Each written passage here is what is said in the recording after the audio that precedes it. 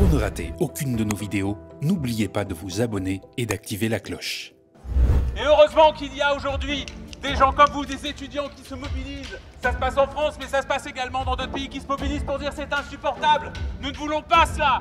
Nous voulons que notre pays réagisse. On ne peut pas rester les bras croisés. Et vous ici qui étudiez à Sciences Po, qui est un lieu où par définition on se saucer du monde, eh bien que le fait que vous décidiez aujourd'hui de vous mobiliser, eh bien vous faites l'honneur de notre pays. Là où la classe politique est absente, déficiente depuis des mois, pour une grande partie d'entre elles en tout cas.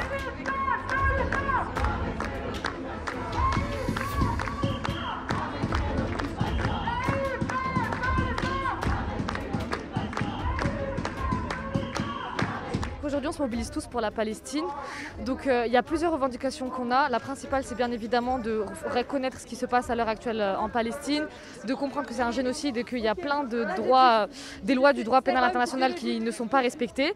Et on est là aujourd'hui devant Sciences Po tout particulièrement parce que nous sommes étudiants de Sciences Po et on a constaté le silence et l'hypocrisie complète de Sciences Po par rapport à ces sujets-là et c'est quelque chose qui nous énerve.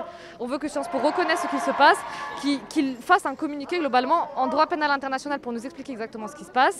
On est aussi là parce qu'il y a des étudiants de Sciences Po qui, à travers ces manifestations, ont commencé à avoir une enquête sur eux et c'est quelque chose de problématique puisqu'on est juste là pour montrer tout ce qui se passe en Palestine. Donc en fait, on a tout plein de revendications. On aimerait bien arrêter aussi les partenaires avec les universités en Israël, enfin tout plein de choses, mais globalement c'est pour le respect du droit pénal international, pour la Palestine et pour l'arrêt de ce silence complice en fait.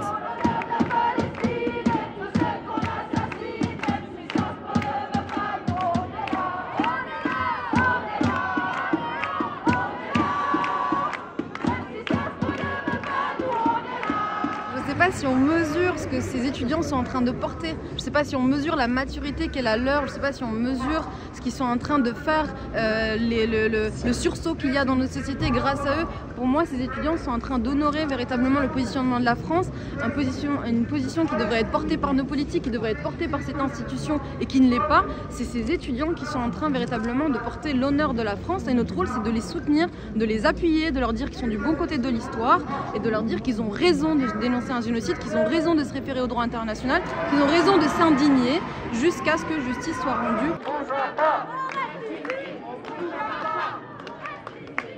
Et tout le monde déteste Bassin, et tout le monde déteste Bassin, et tout le monde déteste Bassin, et tout le monde déteste Bassin. Je suis étudiante du coup dans une autre université, mais je ne suis pas étudiante à Sciences Po. Et pour moi, c'est super important d'être là, en fait, de montrer qu'on n'est pas 5, qu'on est vraiment énormément d'étudiants qui sommes complètement dévastés par la situation actuelle en Palestine. Et moi, ce que je trouve fou, en fait, et c'est pourquoi je suis révoltée, c'est pourquoi j'essaie au maximum de me mobiliser, en tout cas lorsque c'est possible pour moi, parce que on s'attend de nous en fait à ce qu'on aille, à ce qu'on continue d'aller en cours, à ce qu'on apprenne des théories qui servent plus à rien, à ce qu'on agisse comme si le monde tournait normalement, alors qu'il y a littéralement un génocide qui se passe sous nos yeux. Et je me demande vraiment à quoi on sert, nous, étudiants, si on apprend le passé, si on apprend toutes ces théories qui nous permettent justement de rendre le monde meilleur, si quand une catastrophe pareille arrive, on reste juste silencieux et on fait rien, on se laisse faire et non, on se laissera pas faire et non, on va se mobiliser jusqu'au bout. Et on est, comme vous pouvez le voir là, on est des milliers d'étudiants en France qui ne lâcheront pas ce combat.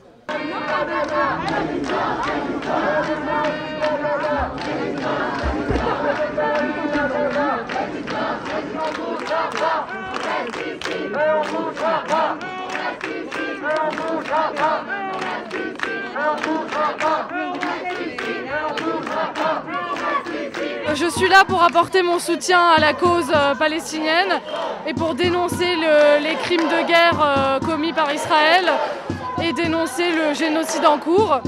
Et en tant que personne juive, je pense que c'est important pour nous d'être là, pour montrer que accuser les manifestants pro-palestiniens de l'antisémitisme, ça n'a aucun sens. Nous, en tant que juifs, on a notre place dans le mouvement. Et voilà, aujourd'hui, on est là aussi parce que Sciences Po a condamné très fermement les actes de la Russie en 2022. Sciences Po a montré son soutien à l'Ukraine. Sciences Po a coupé tous les ponts avec les universités russes. suite à l'attaque de Poutine et de l'armée russe.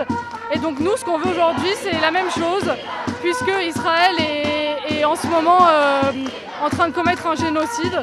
Et donc voilà, on veut les mêmes actions qu'ils avaient fait contre la Russie et en soutien aux Ukrainiens. Et on veut la même chose contre Israël et en soutien aux Palestiniens. Les étudiants là, qui sont derrière nous, ils sont d'une très grande lucidité, ils sont d'une très grande maturité. Moi j'ai assisté depuis tout à l'heure à leur AG, à leur débat, à leur témoignage, à leur minute de silence. Ils sont d'une très grande dignité et ils sont d'une très grande lucidité sur ce qui est en train de se passer. Ce qui est en train de se passer sous nos yeux, c'est un événement historique. Pendant des décennies ensuite, des gens se poseront la question: comment cela a-t-il pu se produire? Comment ont-ils pu laisser faire? Et celles et ceux qui, comme les étudiants et étudiantes de Sciences Po aujourd'hui, auront levé la voix, et ben, ils seront l'honneur non seulement de la France, mais l'honneur de l'humanité, puisqu'ils incarneront cette résistance face à ce qui est en train de se passer.